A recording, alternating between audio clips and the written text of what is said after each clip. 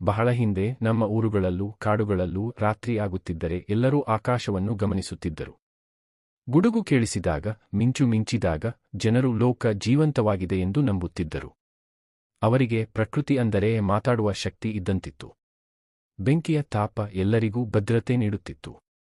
ಬೆಂಕಿಯ ಸುತ್ತ ಕೂತು ಹಿರಿಯರು ಕಥೆಗಳನ್ನು ಹೇಳುತ್ತಿದ್ದರು. ಆಕಾಶ ನಮ್ಮನ್ನು ಕಾಪಾಡಲಿ ಎಂದು ಅವರು ಪ್ರಾರ್ಥಿಸುತ್ತಿದ್ದರು. ಅಂದು ಮ್ಯಾಜಿಕ್ ಅಂದರೆ ಮೋಸ ಅಲ್ಲ. ಮ್ಯಾಜಿಕ್ ಅಂದರೆ ನಂಬಿಕೆ. ನಮ್ಮ ಸುತ್ತಲಿನ ಎಲ್ಲವೂ ಯಾವುದೋ ಶಕ್ತಿಯಿಂದ ನಡೆಯುತ್ತಿದೆ ಎಂದು ಭಾವನೆ. ಕಾಲ ಕಳೆದಂತೆ ಕೆಲವರು ಗಮನಿಸಲು ಶುರು ಮಾಡಿದರು. ಮಳೆ ಯಾವಾಗ ಬರುತ್ತದೆ? ಸೂರ್ಯ ಯಾವಾಗ ಉದಯಿಸುತ್ತಾನೆ?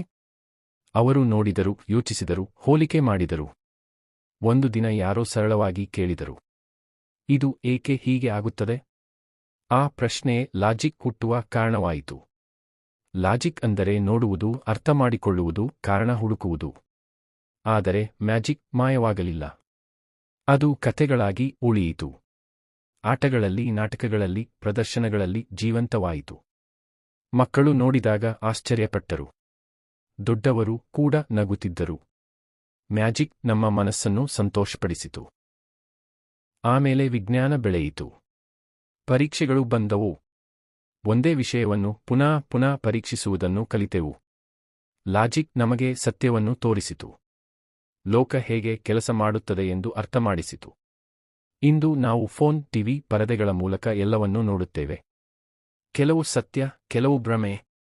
ಆದರೆ ಎಲ್ಲವೂ ಗಮನ ಸೆಳೆಯುತ್ತದೆ. ಲಾಜಿಕ್ ನಮಗೆ ಸರಿಯಾದ ದಾರಿಯನ್ನು ತೋರಿಸುತ್ತದೆ. ಮ್ಯಾಜಿಕ್ ಲೋಕವನ್ನು ಸುಂದರವಾಗಿಸುತ್ತದೆ. ಒಂದರಿಂದ ನಾವು ಕಲಿಯುತ್ತೇವೆ. ಇನ್ನೊಂದರಿಂದ ನಾವು ಕನಸು ಕಾಣುತ್ತೇವೆ. ಮಕ್ಕಳಾಗಲಿ ದೊಡ್ಡವರಾಗಲಿ ಎಲ್ಲರಿಗೂ ಲಾಜಿಕ್ ಮತ್ತು ಮ್ಯಾಜಿಕ್ ಎರಡೂ ಬೇಕು. ಏಕೆಂದರೆ ಜೀವನ ಅಂದರೆ ಅರ್ಥಮಾಡಿಕೊಳ್ಳುವುದು ಮತ್ತು ಆಶ್ಚರ್ಯಪಡುವುದು. ಎರಡೂ ಸೇರಿದ್ದ ಕಥೆ. ಇದೇ ಲಾಜಿಕ್ ಮತ್ತು ಮ್ಯಾಜಿಕ್.